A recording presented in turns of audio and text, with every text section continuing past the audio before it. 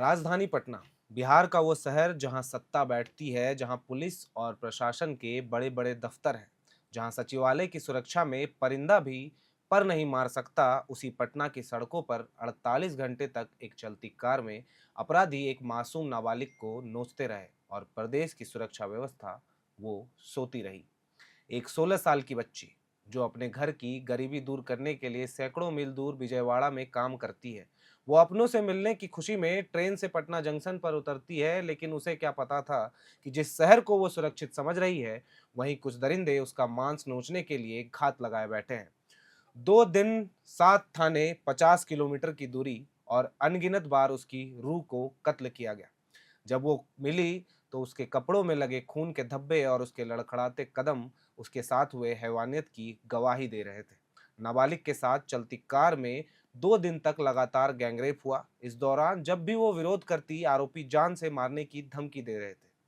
उसके बाद जब आरोपियों का मन भर गया, आरोपी उसे खून से लथपथ हालत में दानापुर स्टेशन के पास छोड़कर फरार हो गए। फिलहाल पुलिस ने 3 में से 2 मुख्य अपराधियों को गिरफ्तार कर लिया है। इस पूरी घटना में 21 वर्षीय विकास उर्फ विजय की भूमिका जो है मुख्य आरोपी के तौर पर पाई गई है। विकास पटना के बेउर थाना क्षेत्र के पकड़ी इलाके का रहने वाला है।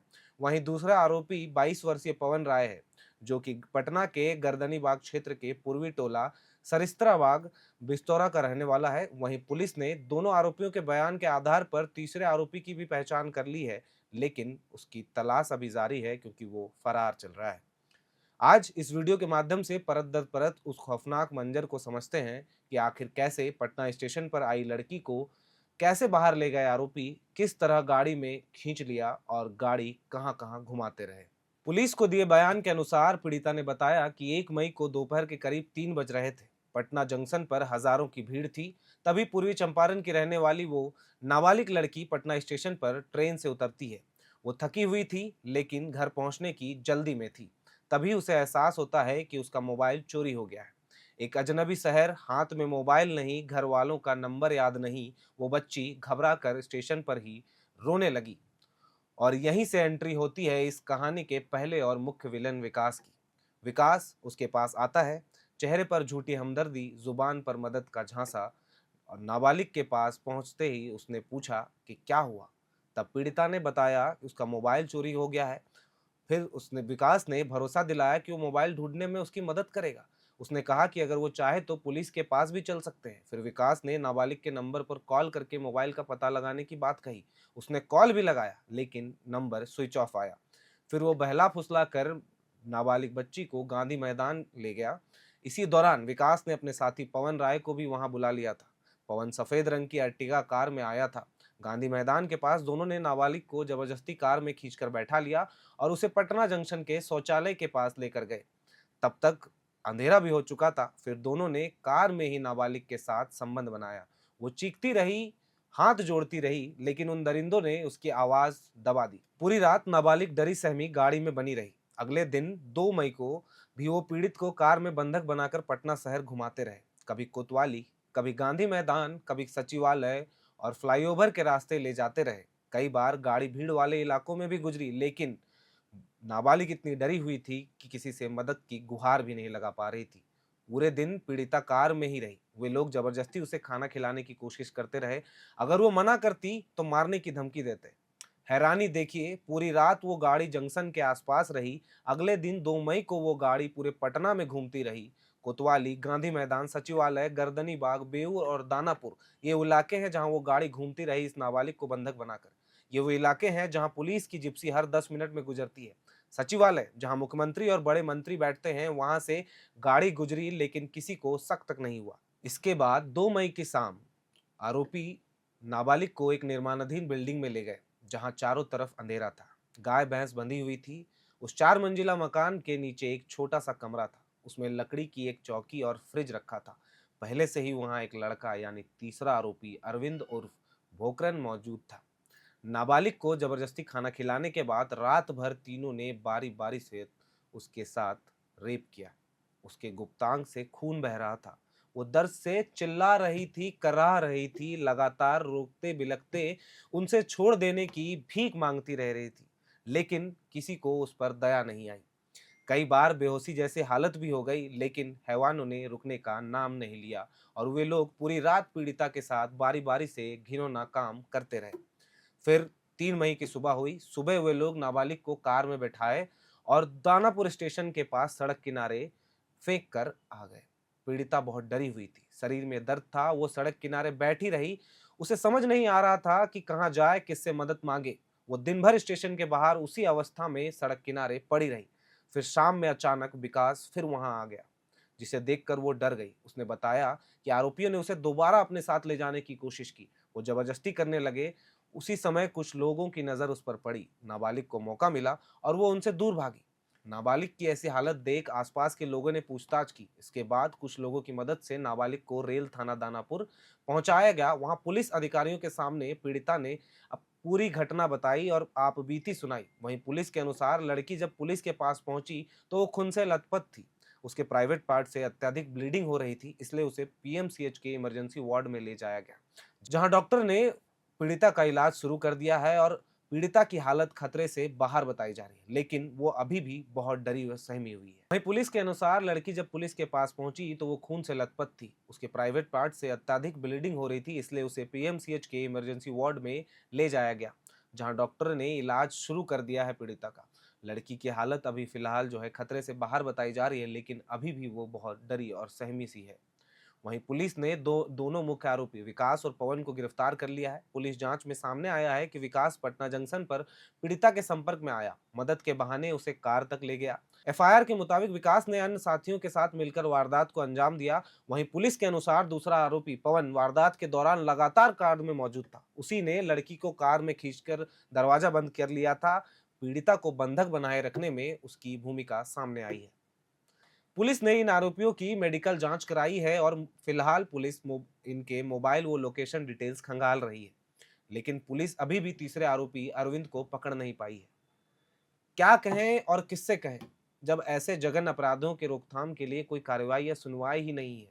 गुस्सा है, और इसलिए है क्योंकि ये पहली वारदात नहीं है जहां मासूम सी चीख को दबा दिया गया है या नहीं सुनी गई है मासूम सी चीख। दरअसल 3 मई को एक और मासूम को इस कदर दबाया गया कि वो हमेशा के लिए मौन हो गई। मामला है पटना के हाई सिक्योरिटी जोन में शुमार मुख्यमंत्री आवास से कुछ दूरी पर शास्त्री नगर थाना क्षेत्र के अंतर्गत ललित भवन के पास का, जहां 3 मई की सुबह एक नाबालिग लड़की का शव बरामद किया गया है। यह घटना स्थल पूर्व मंत्री जमा खान के सरकारी आवास के 4 दीवारी से सटा हुआ है। पुलिस के अनुसार लड़की के हाथों में मेहंदी लगी हुई थी और उसके शरीर पर चोट के निशान थे। पुलिस अभी तक नाबालिग की पहचान करने में असमर्थ है।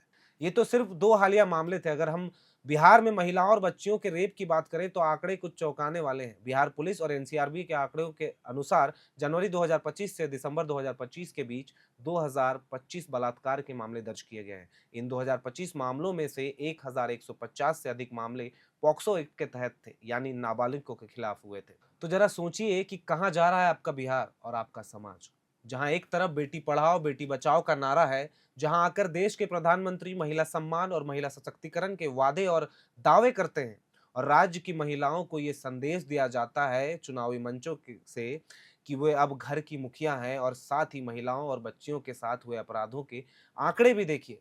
इन सभी चीजों का आकलन करिए और खुद से पूछिए, आखिर राज्य की बहू बेटियों के साथ ऐसी निर्ममता, ऐसा बर्ताव आखिर क्यों? क्या पुलिस सिर्फ हेलमेट चेकिंग के लिए है? पटना शहर का वीवीआईपी इलाका सचिवालय, जहां परिंदे तक भी फड़फड़ाने की अनुमति नहीं है, वहीं से आरोपी मासूम को बंधक बना के घूमते रहते हैं, फिर भी किसी को नजर नहीं पड़ती। राज्य का मुख्य आवागमन स्थल पटना जंक्शन, जहां रोजाना हजारों लोग आते हैं, वहां पर ऐसी सुरक्षा चूक। क्या सीसीटीवी सिर्फ दिखावे के लिए लगाए गए हैं? क्या आपराधिक मंशा रखने वालों और रेप जैसे जघन्य अपराध को अंजाम देने वालों पर पुलिस और कानून का डर पूरी तरह खत्म हो गया है? आखिर क्यों बिहार पुलिस इन अपराधों को रोकने में लगातार विफल साबित हो रही है? सवाल तो हजारों हैं, लेकिन शायद इनका जवाब मिलना अभी मुश्किल है। लोगों में मानवता की सोच जगाना शायद अभी मुश्किल है। इन 2 बच्चियों के साथ जो हुआ, खासकर पटना में जिस तरह 48 घंटे उस नाबालिग को घुमाया गया, उन सड़कों पर जहां पर हम और आप रोजाना चलते हैं, आवागमन करते हैं, और किसी को भनक भी नहीं लगती है। उस मासूम की चीखें दबा दी जाती हैं, गला रेत देने की धमकी दी जाती है और बार-बार उसके साथ किया जाता है दरिंदगी। और इन दरिंदों को शर्म तक नहीं आती। और पुलिस और प्रशासन की अगर हम बात करें तो जिस तरह से आंकड़े सामने आ रहे हैं, बिहार में जो क्राइम का रेट है वो लगातार बढ़ता जा रहा है। और चाहे वो मौजूदा सरकार की बात करें या इससे पहले जो नीतीश कुमार की सरकार थी, उस दौरान भी ये आंकड़े कम होने का जो है नाम नहीं ले रहे थे। हम एक समाज के तौर पर ये जवाबदेही हमारी नहीं बनती है कि हम इन अपराधों के रोकथाम के लिए हर सकब प्रयास करें और वो सीख दें अपने बच्चों को और उन लड़कों को जो इस तरह की मंशा रखते हैं, इस तरह की सोच और इस तरह की विचारधारा के साथ चलते हैं कि उनकी हवस इतनी आगे बढ़ जाती है कि इस तरह की हैवानियत को अंजाम देने से भी वो नहीं कतराते हैं।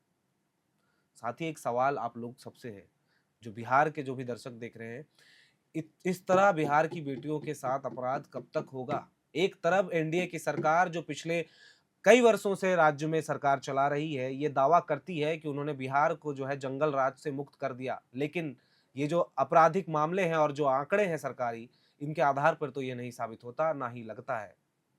क्योंकि जिस तरह महिलाओं के खिलाफ अपराध हो रहे हैं, 1990 के दशक में भी ये अपराध इसी तरह के हुआ करते थे। हाँ, आंकड़ों में कमी ज़रूर आई है, लेकिन अपराध कम नहीं हुआ है, अपराधी का मनोबल कम नहीं हुआ है। आप इस पूरे मामले को लेकर क्या सोचते हैं? इस पूरे मामले को लेकर इस बच्ची के साथ जो दरिंदगी की गई है इन हैवानों के द्वारा 48 घंटे पूरे पटना शहर में घुमा-घुमा कर अलग-अलग जगह पर इस बच्ची के साथ दरिंदगी की गई, उसको लेकर आप क्या राय रखते हैं? समाज कैसे बदलेगा? जो नए मुख्यमंत्री हैं बिहार के सम्राट चौधरी, वो किस तरह काम कर रहे हैं, किस तरह प्रशासनिक व्यवस्था चल रही है पूरे बिहार में, आप इन तमाम चीज़ों को लेकर क्या राय रखते हैं? क्या कुछ सलाह है आपको इन मामलों को लेकर? कुछ सवाल हैं जो प्रशासन या सरकार से करना चाहते हैं, वो भी हमें कमेंट बॉक्स में लिखकर ज़रूर बताएँ। फिलहाल इस वीडियो में इतना ही। बाकी मन भारी है क्योंकि इस तरह बहन-बेटियों के साथ हमारे समाज के बीच में रह रहे कुछ गुंडे और कुछ बदमाश जो हैं, बार-बार अंजाम दे रहे हैं। और हम कहें तो हैवान जो हैं ये बार-बार अंजाम दे रहे हैं, तो मन तो दुखता है। फिलहाल इस वीडियो में इतना ही। कैमरे के पीछे मौजूद है मेरे सहयोगी अभिषेक मुकुंद, मैं हूँ विकास कुमार और आप देख रहे हैं एयर नाउ।